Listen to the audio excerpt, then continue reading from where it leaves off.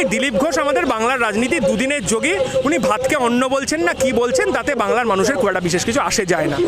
বাদরের মতন লাফাতে পারেন, চিৎকার করতে পারেন, তাতে খুব একটা কিছু এসে যাবে না। কিছুদিনের মধ্যেই সবাই বুঝে গেছে এবং অনেকেই এখন বুঝে গেছে যে বিজেপি ইকুয়ালস টু তৃণমূল, যেটাকে একসাথে বলছি আমরা বিজেমূল।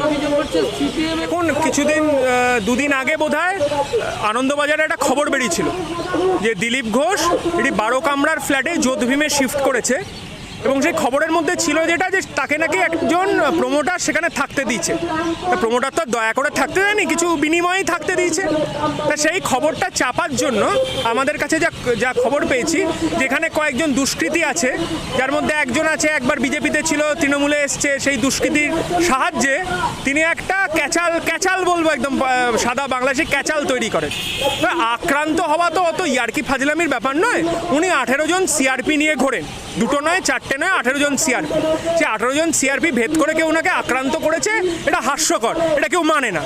সুতরাং উনি নিজের যে এই যে ওনার যে এখনই ক্ষমতা পাওয়ার আগেই ওনার এই বিলাসবহুল জীবনযাপন, উনি যে 12 কামরার ফ্ল্যাট ছাড়া থাকতে পারছেন না, 2-3 কামরার ফ্ল্যাটে ওনার ঠিক হচ্ছে না, তা সেটাকে চাপার একটা প্রক্রিয়া। আর আজকে উনি হাফ প্যান্ট পরে, একটা গেরুয়া রঙের জামা পরে, একটা সাদা হাফ প্যান্ট পরে কি বাঁদরের মতন লাফিয়েছেন, সেই সবের রাজনৈতিক কোনো গুরুত্ব নেই। এটা হচ্ছে টিভি স্ক্রিনে একটু নিজেকে ফোকাস করা।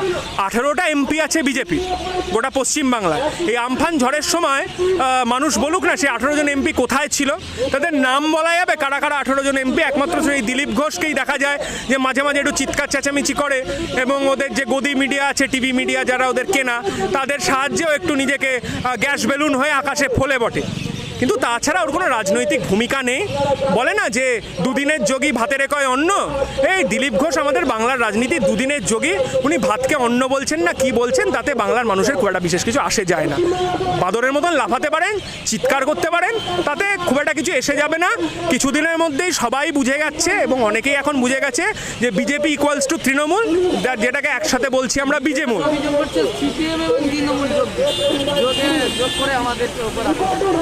আসলে এইটা খুবই হাস্যাস্পদ। যদি বিজেপির একটু আপনার রাজ্য কমিটির মেম্বারদের লিস্ট দেখেন, তারা অর্ধেকের বেশি তৃণমূল থেকে আসা এবং খুব রিসেন্টলি আসা। এবং আপনি যদি বিজেপির এমপিদের নামগুলো দেখেন, তাদেরও বেশিরভাগই তৃণমূল থেকে আসা। তো তৃণমূল হচ্ছে মানে ব্রাঞ্চ অফিস, আর বিজেপি হচ্ছে হেড অফিস। তো হেড অফিস থেকে ব্রাঞ্চ অফিসে মাঝে মাঝে এইসব ট্রান্সফার হয়, এইসব নিয়ে ভাবার কথা নয়। আর সিপিএমের সাথে তৃণমূলের কি সম্পর্ক, কত মানুষের রক্তে, আমাদের কত কমরেডের রক্তে তৃণমূলের হাতে লেগে আছে, সেটা আমরা খুব ভালো জানি। তাই বিজেপি কি বলছে সেটা আমরা খুব একটা গুরুত্ব দিই না। আর যদি সত্যি বিজেপি তৃণমূলকে ধরার হতো, তাহলে এই নারদা সারদা কাণ্ডে এতদিনে অভিষেক ব্যানার্জির জেল হয়ে যাওয়ার কথা। এবং আগেও তো দেখা গেছে জয়ললিতা সমেত অন্যান্য মুখ্যমন্ত্রীও জেলে গেছেন, তাই মুখ্যমন্ত্রীরও হয়তো বা জেল যাত্রা হয়ে যেতে পারত। তো এখনও অবধি সেই 2014 সালে ভাগ মুকুল ভাগ বলার পর এখন আয় মুকুল আয় বলে গলায় নিয়ে নেওয়া বিজেপির এই সিপিএম তৃণমূলের আতাত, এটা বললে হাস্যকর হবে। ঘোড়ায় হাসবে, গরুতেও হাসবে, এবং যারা ওরা গো সন্তান তাদের এইভাবেই বলবে মানুষে, তার বেশি আর কিছু বলবে না। ভাই ভাই হার্ডওয়ার্স অ্যান্ড স্যানিটারি, এখানে এশিয়ান ও বার্জার কোম্পানির পেন্ট পাওয়া যায়। এছাড়াও জলের মোটর ও ফিল্টার মেশিন সহ বিভিন্ন স্যানিটারি দ্রব্য সুলভ মূল্যে বিক্রয় করা হয়। বিস্তারিত জানতে স্ক্রিনে দেওয়া নম্বরে কল করুন।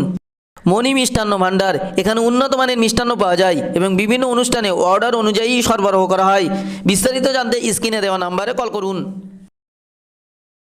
এসআর ইউনিকম, এখানে সহজ কিস্তিতে নামি দামি কোম্পানির মোবাইল সুলভ মূল্যে পাওয়া যায় এবং বিভিন্ন কোম্পানির fridge, mixer machine, AC, LED TV, home theatre ও বিভিন্ন ইলেকট্রনিক দ্রব্য সুলভ মূল্যে বিক্রয় করা হয়। ঠিকানা চিনিপুকুর রোড, কাশীপুর, দক্ষিণ 24 পরগনা। বিস্তারিত জানতে কল করুন 9153200300 নম্বরে। আদর্শ মিষ্টান্ন ভাণ্ডার, এখানে আধুনিক ডিজাইনের মিষ্টির অর্ডার অনুযায়ী সরবরাহ করা হয়। সোনপুর বাজার, কাশীপুর, দক্ষিণ 24 পরগনা। বিস্তারিত জানতে কল করুন 9735518261 নম্বরে।